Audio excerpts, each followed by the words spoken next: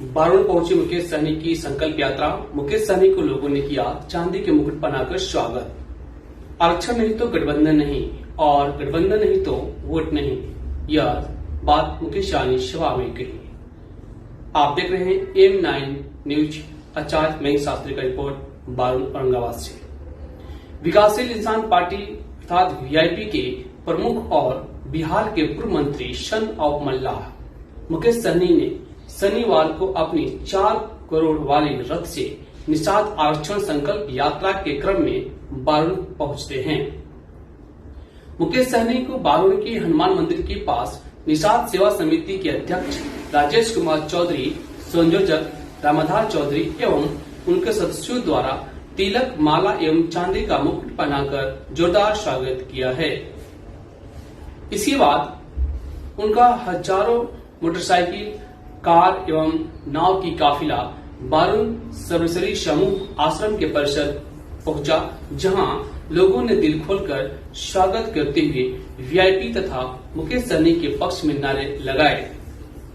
इस दौरान संकल्प यात्रा कार्यक्रम की अध्यक्षता कर रहे पार्टी के वरिष्ठ नेता और बारुण पंचायत के पूर्व मुखिया प्रतिनिधि रंजीत चौधरी उर्फ नंदी के साथ बड़ी संख्या में महिला, बुजुर्ग एवं युवा सहित बच्चों ने भी सहनी का स्वागत बड़ा धूमधाम से माला पहनाकर किया है।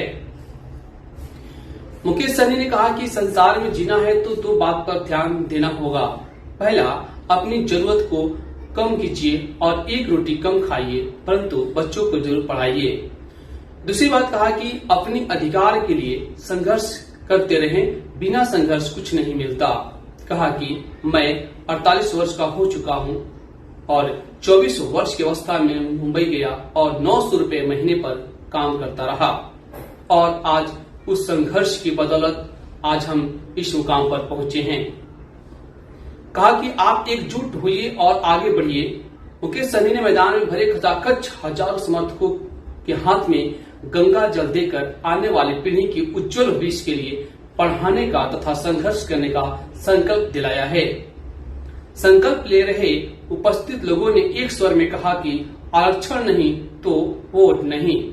मौजूद लोगों को संकल्प दिलवाने के क्रम में मुकेश सहनी ने कहा कि आप सभी जानते हैं कि बिहार सरकार में मैं मंत्री था, लेकिन हमारे 4 विधायकों को खरीद लिया गया, मेरे साथ गद्दारी किया गया, मुझे पीड़ित किया गया और मुझे वहां से बाहर किया गया। उसका बदला लेने का समय आ चुका है। उन्होंने सभी लोगों से संकल्प लेने का आह्वान करते हुए भाजपा पर निशाना साधते हुए कहा कि प्रधानमंत्री नरेंद्र मोदी जी जान जाए कि अब न निषाद का वोट बिकेगा न गुमराह होगा। जो 500 रुपए में बिकता था अब वह सपना है। मलाह का बेटा अपने हक के लिए लड़ाई लड़ पाएगा। अगर इस लड़ाई में प्राण भी गंवानी पड़े तो कोई परवाह नहीं होगी। हमारे वंशजों ने श्री राम भगवान को भी नदी पार कराया था। हम कमजोर नहीं हैं। सहनी ने कहा कि आज हम सभी संघर्ष का संकल्प ले रहे हैं और संकल्प निषादों के उज्जवल भविष्य को तय करेगा। मुकेश सहनी ने कहा कि आज पश्चिम बंगाल सहित कई राज्यों में निषादों को आरक्षण मिल रहा है, लेकिन बिहार, यूपी, झारखंड को अब भी यह अधिकार नहीं दिया गया है। कहा कि मैं मुंबई रिटर्न हूं, केवल नेता बनने के लिए नहीं बल्कि अपने समाज के लोगों के दिल पर राज करने के लिए। कहा, मैं ताकत रखता हूं कि बिहार से दिल्ली तक मंत्री बनाने का। हम किसी की गुलामी नहीं करेंगे। जब तक जिंदा रहेंगे अपने समाज के लिए लड़ते रहेंगे। प्रधानमंत्री पर तंज कसते हुए कहा कि दुनिया की ताकतवर प्रधानमंत्री होंगे आप नरेंद्र मोदी जी। अगर हमें आरक्षण दोगे तो आपके साथ गठबंधन करूंगा, नहीं तो हमारे लिए आप कुछ भी नहीं हो। उन्होंने ललकारते हुए कहा कि अब आरक्षण की जो बात करेगा उसी के साथ बात करेगा। आरक्षण नहीं तो गठबंधन नहीं और गठबंधन नहीं तो वोट नहीं। इस दौरान इस कार्यक्रम में बड़ी संख्या में लोग उपस्थित थे। जिला अध्यक्ष जगदीश चौधरी, राजकुमार चौधरी, पारस चौधरी, केदार चौधरी, भूषण चौधरी, अवधेश चौधरी, शंभू चौधरी, रामचंद्र चौधरी, ज्वाला प्रकाश के साथ वीआईपी के हजारों समर्थक मौजूद रहे और खूब भाषण का आनंद लिया। आप देखते रहें एम न्यूज 9 के साथ मैं शास्त्री का रिपोर्ट। और आज निषाद आरक्षण संकल्प यात्रा लेके निकले हैं और इस बार हम लोग संकल्प लेने के लिए निकले हैं। जैसे कभी हमारे पूर्वज बाप दादा ने संकल्प लिया था कि देश को आजाद कराएंगे और अंग्रेज से पौने 200 साल लड़ाई लड़े, तब जाके देश आजाद हुआ। और उनका एक ही संकल्प था कि देश को आजाद कराएंगे और हमारे जो आने वाला पीढ़ी होगा वो आजाद भारत में सर उठा के जिएगा। और जिसके लिए लाखों निषाद पिछड़ा दलित का बेटा शहीद हुए और फिर देश आजाद हुआ। साथियों, ये देश आपका है, ये देश हमारा है।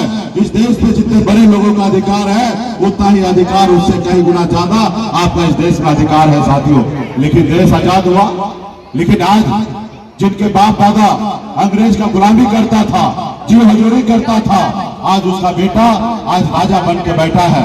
जिसके पूर्वज शहीद हुआ, खून पसीना बहा के लड़ाई लड़ा, आज उसका जो पीढ़ी है वो आज कहीं ना कहीं सर झुका के गुलामी की जंजीर पकड़कर गुलामी की जिंदगी को जी रहे हैं। साथियों, इसके लिए हमें संघर्ष करना पड़ेगा, हमें लड़ाई लड़ना पड़ेगा। इस संसार में अगर सर उठा के जीना है, मान सम्मान अधिकार के साथ जीना है, तो दो काम कीजिए। एक काम, अपनी हर जरूरत को कम कीजिए, एक रोटी कम खाइए, लेकिन सबसे पहले अपने बच्चे को पढ़ा लिखा के काबिल बनाइए। जब तक आपका बच्चा, आपका समाज पढ़ेगा लिखेगा नहीं, तब तक आपका समाज आगे नहीं बढ़ेगा। दूसरा कि अपने अधिकार के लिए संघर्ष कीजिए। जब तक आप अपने अधिकार के लिए संघर्ष नहीं कीजिएगा, लड़ाई नहीं लड़िएगा, तब तक आपका कल्याण नहीं होगा। साथियों, पहले इस भारत देश में राजा हुआ करता था, 534 राजा हुआ करता था, और राजा के घर में बच्चा जन्म लेता था, रानी के कोख से बच्चा जो जन्म लेता था वो राजा बनता था। लेकिन बाबा साहब भीमराव अम्बेडकर ने हमें संविधान दिया, लोकतंत्र दिया, और इस लोकतंत्र में उन्होंने हमें वोट का अधिकार दिया। और उस वोट के अधिकार में इतना ताकत है कि एक गरीब मछुआरा का बेटा भी राज्य का मुख्यमंत्री और देश का प्रधानमंत्री बन सकता। ऐसे ही संविधान में हमें जगह मिला है। साथियों, लेकिन आज आप देखिए आज क्या हो रहा है। आज सबसे ज्यादा संख्या हमारे पास है, हम इस देश के मूल निवासी हैं, लेकिन आज हम गरीब हैं। अंग्रेज जब आए इस भारत में, तो पहले जमीन का टुकड़ा गरीब मजदूर को, खास करके उनको दिया जो मेहनत करने वाले थे, और जो किसान थे उनको जमीन का टुकड़ा दिया गया। हमारे बाप दादा किसानी करते थे और सर उस समय में अंग्रेज को टैक्स दिया करते थे, और जमीन का मालिक खास करके हिंदुस्तान में गरीब पिछड़ा आदिवासी दलित का लोग थे। लेकिन अंग्रेज जाने के बाद क्या हुआ, आज ये जमीन कहाँ चला गया। ये जमीन वो समझदार लोग जो अंग्रेज का गुलामी करता था उन्होंने अपने ऊपर लिखवा लिया, क्योंकि हमारा बाप दादा पढ़ा लिखा नहीं था, वो मूर्ख था, वो कुछ नहीं जानता था। उससे जहां हुआ एक बोतल शराब दे दिया और पूरा कागज पे साइन करा लिया और सारे संपत्ति उन्होंने कब्जा करने का काम किया। साथियों, इसके लिए जरूरी है अपने आने वाला पीढ़ी को समझदार बनाना, और इसके लिए जब तक पढ़ाई लिखाई नहीं करेगा तब तक समाज नहीं आगे बढ़ेगा। और उसके बाद संघर्ष करना है। आज मैं यहाँ तक पहुंचा हूँ, आप हमें अपना नेता मान रहे, आप अपना भाई मान रहे, आप हमें अपना बेटा मान रहे। आपको जहां हम बुलाते हैं वहां बगैर सोचे समझे अपने खर्चा से, अपने संसाधन से आप वहां पे पहुंचते हैं। आज मैं यहाँ तक पहुंचा हूँ, इसके लिए मैंने भी संघर्ष किया है, ऐसे नहीं पहुंचा। आज 42 साल का उम्र हुआ मेरा, और 42 साल में 24 साल से मैं संघर्ष कर रहा हूँ। जब 18 साल का उम्र था तभी से मैं संघर्ष कर रहा हूँ। अपने गांव, घर, परिवार, माता बहन सबको छोड़कर मुंबई जैसे शहर में जाके मेहनत किया, मजदूरी किया, 900 रुपए महीने पे नौकरी करता था। संघर्ष के बदौलत आज इस मुकाम तक पहुंचे हैं। हर एक निषाद का बेटा, हर बिंदान दुनिया माला का बेटा, हर एक दलित का बेटा मुकेश सहनी जैसे नेता बन सकता है, मुकेश सहनी की जगह पहुंच सकता है, और हमसे भी आगे पहुंच सकता है। सिर्फ जरूरी है सही तरीके से, ईमानदारी से संघर्ष करना। आज मैं लड़ाई लड़ रहा हूँ निषाद समाज के हक अधिकार के लिए।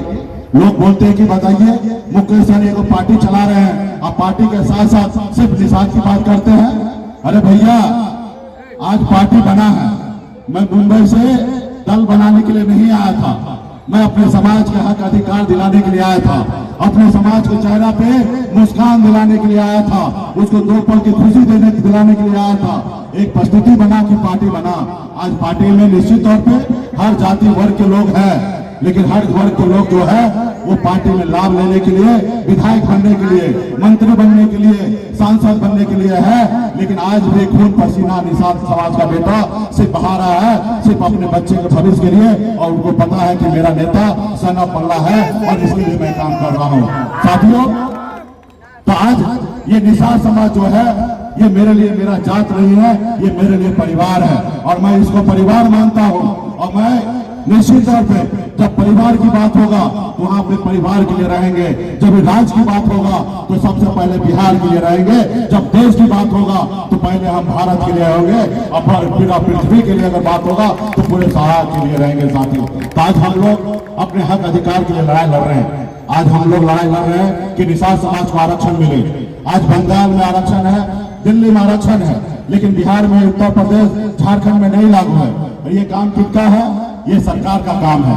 एक तो पहले का सरकार जो हमारा काम नहीं किया, एक अभी का वर्तमान में जो मोदी जी की सरकार है वो आज हमारे लिए काम नहीं कर रहा है। और एक दोषी आप हैं कि आप अपने समाज के हक अधिकार के लिए आप लोगों ने संघर्ष नहीं किया। आज संघर्ष कर लेते, आज लड़ाई लड़ लेते।